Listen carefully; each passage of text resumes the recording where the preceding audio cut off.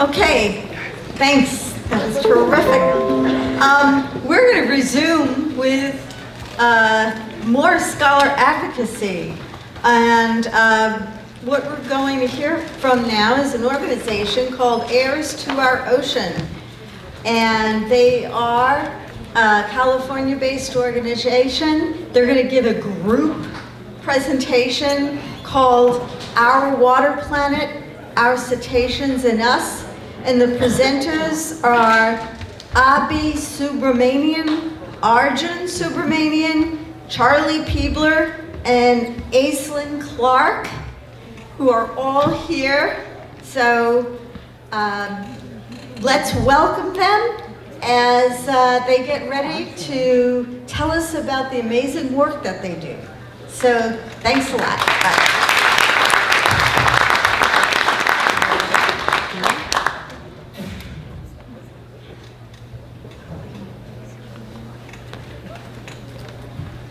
Take a deep breath with me. One out of every 2 breaths we take is gifted to us by our oceans. We live on a water planet. This is what our blue water planet looks like from outer space, 1 million miles away. We don't just live on a water planet. We are of it, a part of it. We are made mostly of water. We need our water. It's our cognitive, physiological, psychological, emotional, physical, spiritual health and well-being depend upon us being in, on, and around water. Heirs to Our Oceans are youth leaders who are committed to mobilizing and empowering youth worldwide to protect the waters of our blue planet for us and for future generations. We want healthy, clean oceans and waterways well after today. The oceans, the blue heart of our planet, matters to us.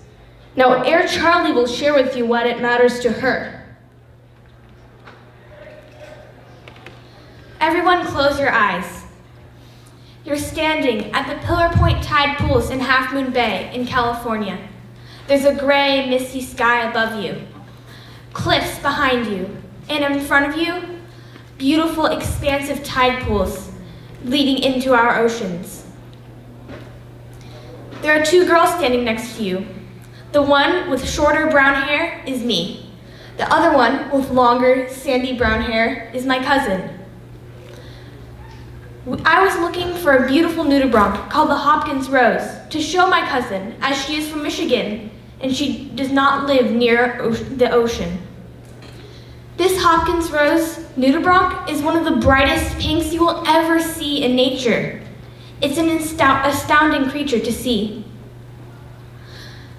As I, the girl, the shorter brown hair, reach down into the water, a small tentacle reaches out towards my finger. It's a California red octopus. This octopus is what inspired me to protect our blue planet. I had previously fallen in love with the ocean when I was a young girl.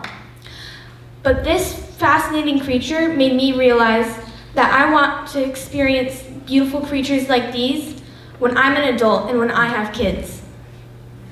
And we have to realize that it's all interconnected, all cetaceans and all human impacts. So Heirs, we all look at different areas of passion for us to learn about how the ocean is being impacted by us humans. Let my fellow Heir Abhi share with you one of her focus areas, her area of passion. Thank you, Charlie. Imagine that you are swimming, yet you are not a human. You are a beautiful black and white creature swimming peacefully through the ocean. But then you hear a noise. Turn around now. A huge cargo ship is heading straight towards you. You send out a call of warning to your pod, but you get nothing in return. You are confused as loud sounds bombard your brain. There is nowhere to go. You are an orca. This is your life. This is what orcas are feeling on a daily basis, every time a ship or a boat passes by. Orcas are marine mammals. As a top predator, they are a key part of the marine ecosystem, which would be very different without them. But at the same time, they are social and emotional creatures. I have understood two ways in which orcas are similar to us. The first way is that they have complex relationships within their pod. And the second way is that they have different dialects that vary from pod to pod. Unfortunately, these different complex relationships that are built, these dialects that are used, are affected by noise pollution, which ultimately affects their ability to hunt and thrive. To investigate this problem, the Port of Vancouver initiative sought to reduce noise pollution by implementing a slowdown in the Haro Strait, which is between where we are, the San Juan Islands, and the Vancouver Islands, from August to October 2017. During this time period, 60% of vessels complied with this initiative, and noise pollution was reduced by 2.5 decibels. This was an attempt to the International Whaling Commission's goal, set nearly a decade ago, of 3 decibels of noise pollution reduction. This is just the beginning, as many variables were involved in the Port of Vancouver initiative's data. We need to build upon these good ideas and go further. And this is why, as an heir to our oceans, I invite you to join me in building awareness of this issue and being aware every time you go on a cetacean watching trip of the impact of noise pollution on our cetaceans. Now I'm going to hand the mic over to Heir Arjun, who will share with you another problem our cetaceans are facing. Thank you, Abby. I really wanted to speak to you today about an issue that really resonates with me. Forage fish and cetacean sustenance. And by cetacean sustenance, I mean how forage fish sustain themselves through, how cetaceans sustain themselves through forage fish up and down the food chain. Forage fish are small, schooling fish that eat microscopic plants and animals drifting near the ocean surface, and in turn are eaten by seabirds, marine mammals, and larger fish.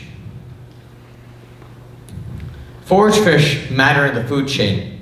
Cetaceans directly and indirectly depend upon forage fish, as they are an integral part of our food chain. I really want to tie this to cetaceans that we see here, which are present here today, the two of the 3 subspecies of orcas, the transients and the residents. The transients eat marine mammals, pinnipeds, larger fish, and seabirds, while residents primarily rely upon fish. Specifically speaking, the southern residents orcas rely mainly upon salmon, preferring Chinook salmon, as we heard. And what do the salmon eat? Salmon are going down as a species. They're not faring well. And salmon eat forage fish, such as Pacific herring, surf smelt, and sand lance. And I believe with the forage fish species not faring well now, it is prudent we protect their food source, the forage fish. Forage fish face many threats, including climate change, which affects their survival, reproduction, migration patterns, and more, ocean acidification, which affects their food source, crustaceans called pteropods, plastic pollution, in the way that forage fish can eat plastic, which has toxins in it and goes up the food chain. And finally, fishing pressures. And these fishing pressures affect forage fish because their schooling behavior, because the exploitation rates are not really proportional to the population, mainly due to the forage fish's schooling behavior. So I really want to bring a case study closer to where I live. I'm from near the San Francisco area in California, and about 100 miles south from here, there's this area called Monterey Bay. And northern anchovies, especially along the coast of California, have been affected by climate change over the last few years. This has caused them to spawn earlier in the year. And populations have gone so low that these anchovies retreated to the coast. I mean, this is a mass migration of anchovies from the open sea towards the coast. This made it look like there were a lot more anchovies than there were, a perceived boom. And from 2013 onwards, there have been a lot of humpback whale feeding frenzies, and this has given the misconception that humpback whales are at a healthy state in the population. There are many groups of humpback whales eating, feeding, and this does not mean that they're healthy anchovy populations. And if we continue to keep doing this to the anchovies, as well as if we continue to keep pressuring the anchovies, and with all the factors which have caused them to go this low, they go completely down, this will lead to something called this trophic collapse. And we do not want this because this will affect the ecosystem and it will soon come and affect us. Now, my fellow heir Charlie will present to you about one of the biggest problems facing cetaceans worldwide, derelict fishing gear. Thank you, Arjun. Raise your hand. Who here likes to eat seafood? So, almost half of you. Our taste for seafood is harming whales daily. And how? Well, not only through the trophic cascades, as Arjun just shared with us, but through something called derelict fishing gear. Derelict fishing gear is lost or abandoned fishing gear that often leads to marine life becoming entangled. And this is a severe problem, not only on the entire West Coast, but especially on my California coast for whales. They are frequently being entangled in 300 to 900 foot long crab pot lines. Here I am, I was driving in Bodega Bay with my family, and we saw hundreds of these crab pots just waiting to be released into the ocean where they can entangle marine life. Whale entanglement often results in the whale's death as they are unable to surface, to breathe, can't forage for food and therefore starve, can't take care of their young and the calves suffer, and lose their tails or their flipper or their fluke as the ropes slice through. Here you can see confirmed whale entanglements in California in the year 2016 and also in the year 2017. In 2016, there were 66 whale entanglements that were reported and confirmed off the coast of California. And yet, in 2017, there's only 26. And so what is this startling change of numbers caused by?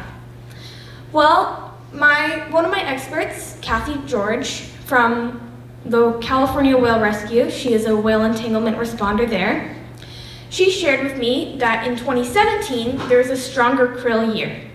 And so humpbacks were not only eating anchovies, but they were also eating krill further offshore. So they weren't going into as many fishing areas as they were in 2016. Also in 2017, and later in the year, there was a bloom of algae that caused a lot of domoic acid. So that postponed the crab season.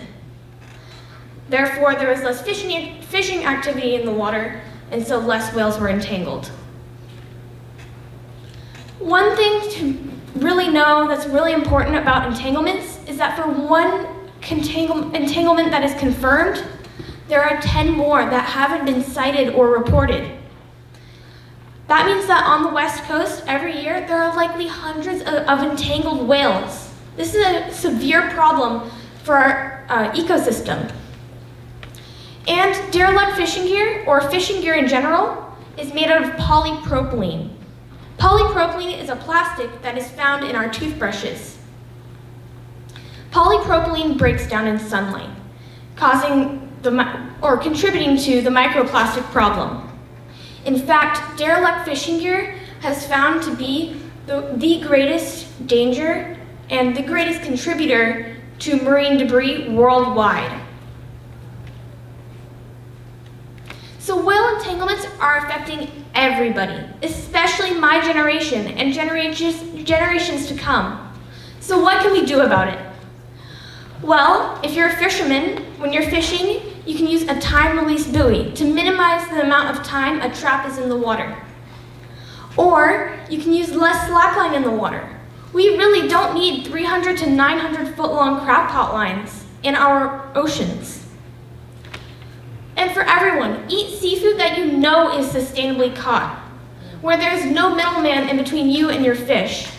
You need to have spoken to the fishermen to know where and how your fish or your crab or your lobster was caught.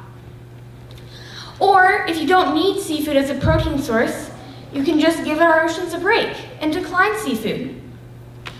And finally, at ocean conservation events, where we talk about the problems our oceans face, don't eat seafood or host these events at restaurants that are serving unsustainable seafood. Support businesses and restaurants that have a love for our oceans and want to take care of them. Oh, and now my fellow heir Ashlyn will speak about one of her passion areas, sea policy. Hello everyone, my name is Ashlyn, and aside from the ocean, I love reading, writing, and horseback riding. That's why it was a surprise to my family and myself when I chose ocean policy and legislation as my focus with Heirs to Our Oceans. Now, I chose this area of study because I understand that we all need to change together, and laws and policies help create that change. I'm also very passionate about marine mammals, especially orcas. They're the whole reason we're all here today. I'm sure we can all agree that marine mammals are beautiful, intelligent creatures that need to be protected for future generations. I want my kids and my grandkids to see these wonderful animals in their natural habitats. And one of the most important laws helping them is the Marine Mammal Protection Act, or MMPA, which I'm sure most of you are familiar with.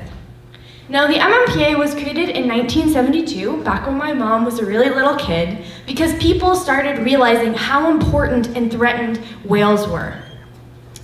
Now, the MMPA prohibits the taking of all marine mammals, sirenians, cetaceans, pinnipeds, sea otters, and polar bears within the United States.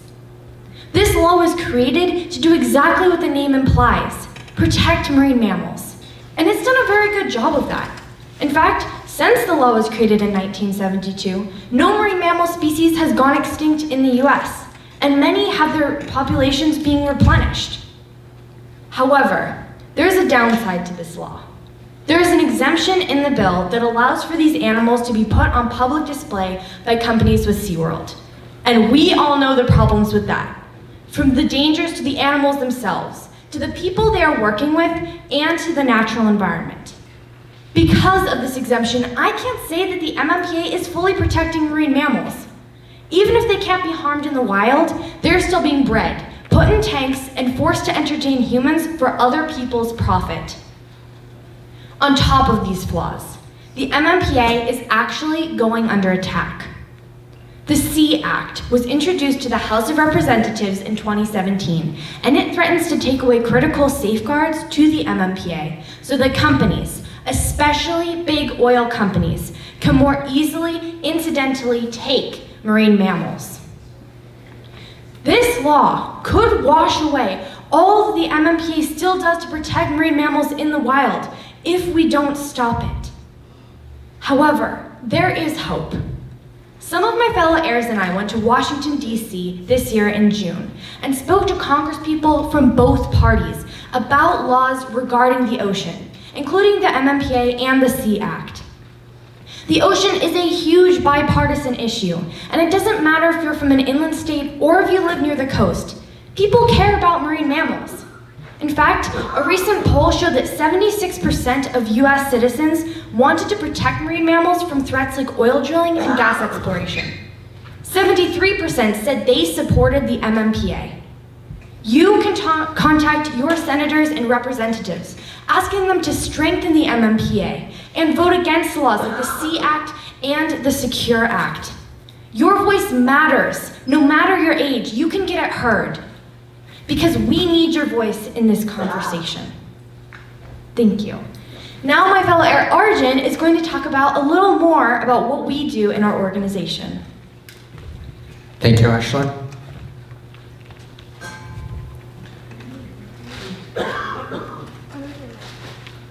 Heirs to Our Oceans are youth leaders who inspire awareness, action, and responsibility amongst youth worldwide to help protect the waters of our blue planet for us and future generations. We do this in 6 ways. 1. We empower all youth worldwide as heirs to our oceans to become educated leaders and to take a stand for their futures on this water planet. We are creating the next generation of environmental leaders. 2. We are active out in the world, helping protect our oceans. 3. Additionally, we help adults today understand that their actions and choices affect the health of their children, their grandchildren, and future generations. 4. We encourage educators, policymakers, and parents to utilize a learning model where kids develop critical thinking and problem-solving skills through interdisciplinary, project-based learning, and have a tied theme of the pressing problem of ocean conservation. 5. We advocate for children's health. For us to be active in this world, we need to be healthy. We cannot afford to eat food that is made with toxins or grown with toxins that pollutes us and our natural environment. We also ask that we not be fed with food conveniently wrapped in plastic packaging, which harms us. We also are advocates of kids spending time in, near, and or around their natural environment, especially close to, within proximity of water. And for this next generation to be successful in helping protect our oceans, we need to have a blue mind. That is, we need to actively connect and protect the water around us. And finally, 6, we support the continued processing of solutions to help solve the problems that our oceans face. Those 6 points, that's our job. So how do we get the word out about our mission and help create a global upswell? We do this by launching a global movement from the ground up, which my fellow heirs, Charlie and Ashlyn, will speak about. Our generation is in need of an upswell of heirs to our oceans everywhere, with adults supporting and encouraging. In December of 2016, some of my fellow heirs went to Palau, a tiny island nation in Micronesia, and formed our first Palauan chapter. The heirs there are now focused on a plastic-free Palau initiative, which is incredibly exciting as they, along with many people globally, become aware of the detriments of plastics in their oceans. Aside from that chapter, we have several more in Palau. One in Guam, one in Northern California, and one in Southern California. As you can see, our outreach is going to be local and global. We are supporting and educating other young people, as well as providing them with tools and training, including an online hub where all heirs can come together and share their ideas and findings, as we act as junior scientists and be part of the solution.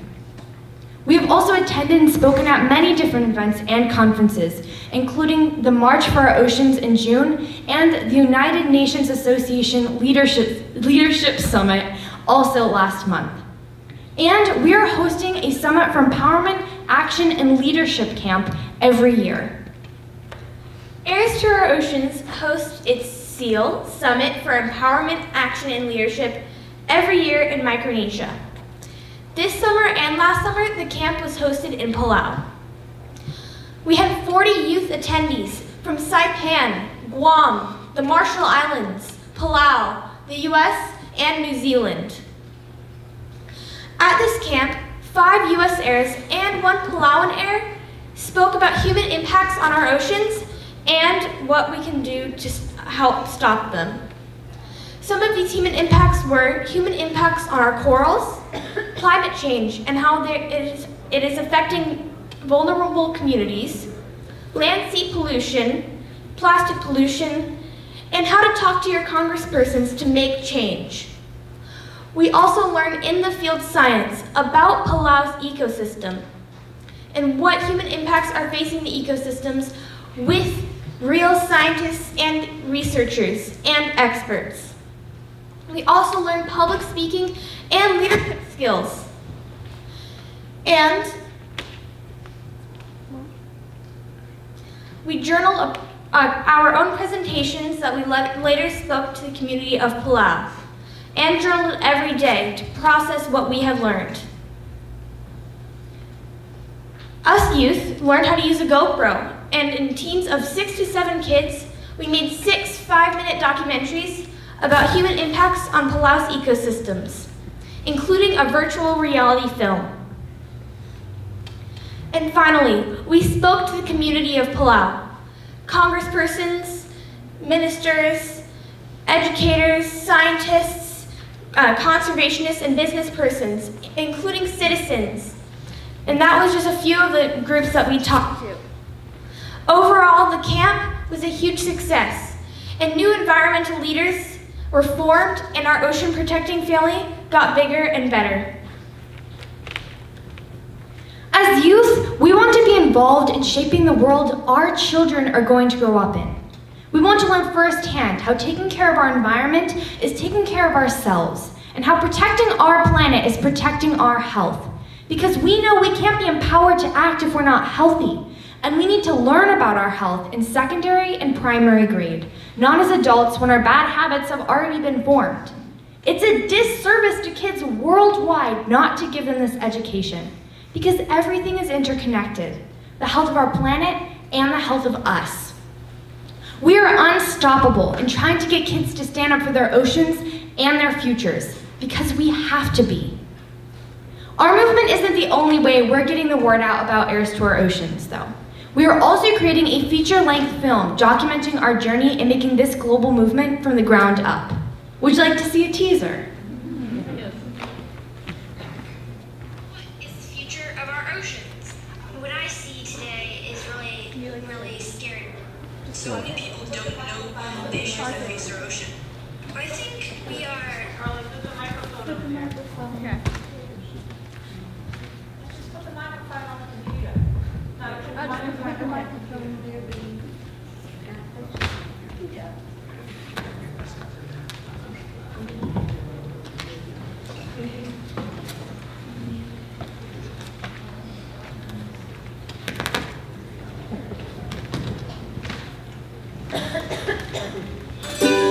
What is the future of our oceans?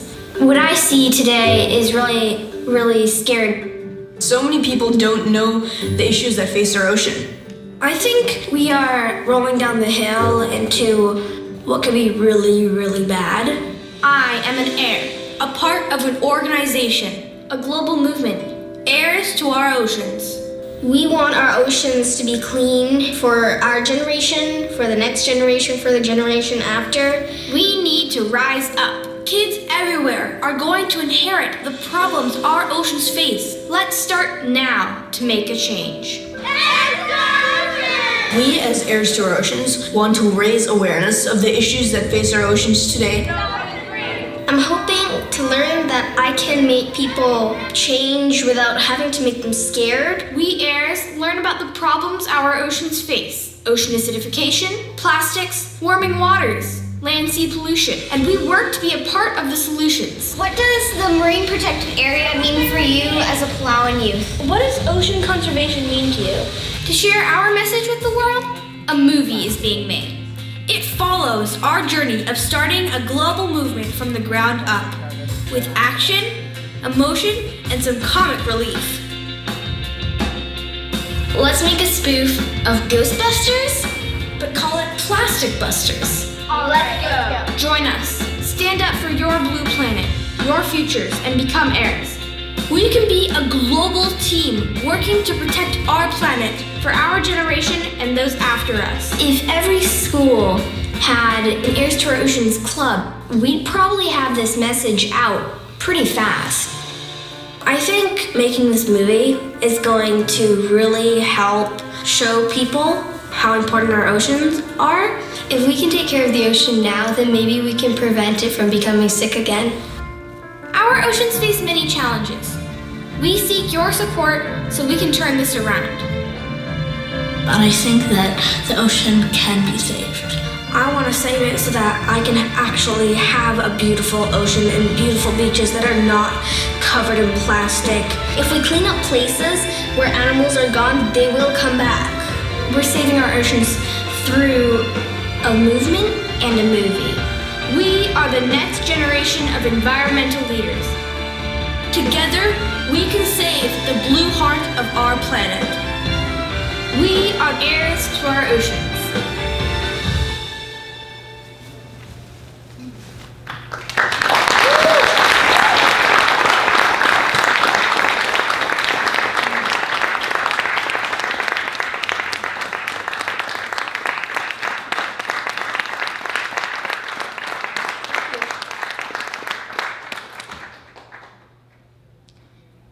Each of us heirs have a specific ask of you.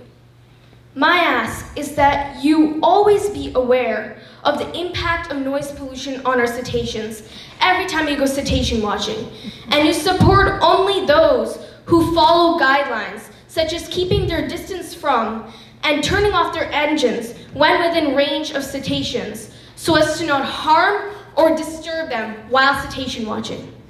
Use your power as a consumer to spread the word about organizations and companies who respect these guidelines by using social media and rating and review apps and websites and other sources as well. If we are to see these creatures, then let us do so respectfully. I have learned that forage fish are undeniably affected by fishing pressures. This April, I had the chance to testify at the Pacific Fisheries Management Council, and I requested them to establish updated, science-based catch limits for the northern anchovy. These limits had not been updated since before I was born.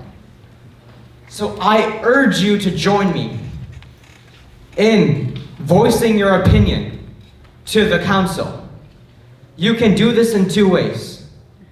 If you can make it in September in Idaho, please do so. That's totally great.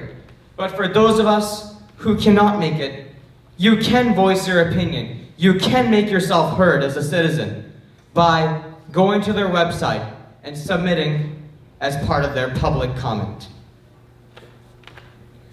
Dear Superpod, I have enjoyed this conference and I'm looking forward to next year. But I have a request of you. Do not host social events at restaurants that are not supporting our whales and hurting them through unsustainable fishing practices. We must walk the talk. We cannot talk about whale entanglements and eat seafood at the same time.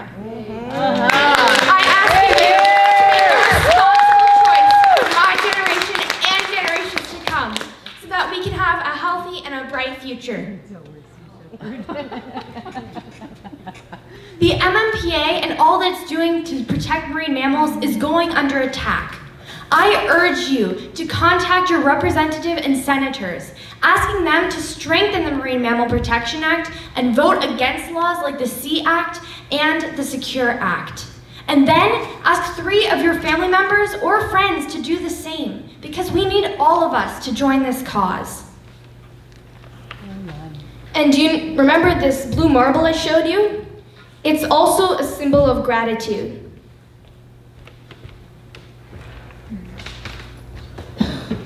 Dr. Marino, thank you for all the work you have done to protect our oceans. We are eternally grateful.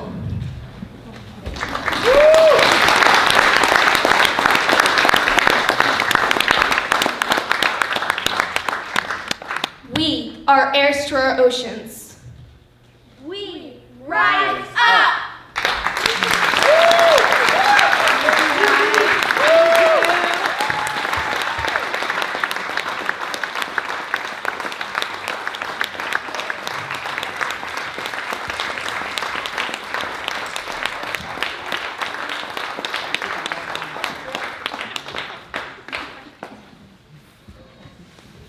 I think we have time for maybe 2 or 3 questions.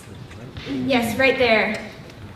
So I want to know if you as children, are going to be brave enough to say things that adults aren't able to say, which is, do you guys know what the number one source of ocean dead zones is? And are you willing to discuss it? Because I'm in a lot of environmental meetings and never ever is that brought up. Museums, it's not brought up all over. Actually, my sister is the one who focuses on land sea pollution, and with that comes dead zones. So she's been speaking about that recently. She spoke about it at our summit as a workshop. Yeah. I think that's all I can say on it. So it's animal agriculture, number one source of climate change, number one source of ocean dead zones, number one source of fresh water use, number one source of antibiotic use, and number one source and number one reason for deforestation on the planet Earth. Yeah, actually, part of Heirs for Oceans is one thing that we do is give up beef. So whether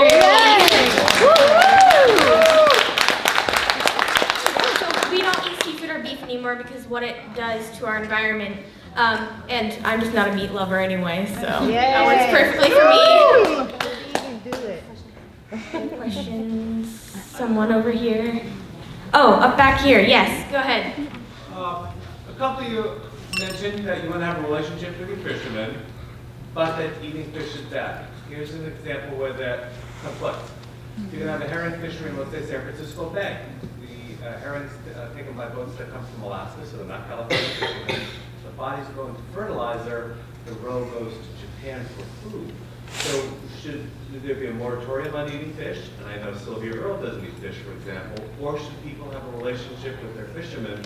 And somebody used the example of Pillar Point fishermen. We can go down the dock, find out where the fish was caught, who caught it, what the gear was, because it's right in front of you. Yeah, I think it's really important on a personal level. My belief is that we shouldn't be eating fish that are imported in because we don't know where that came from and how it was caught. Definitely having a relationship with your local fishermen would be great because you know where it was caught. There's not extra carbon emissions from it being imported. It's much more much better for the environment. Yeah, so that's something that I believe is very important to know about, and also I believe the rest of Heirs really wants to carry on that message as well. One more question. No more questions. Okay. I feel terrible. Gosh, let's give a round of applause to the Heirs.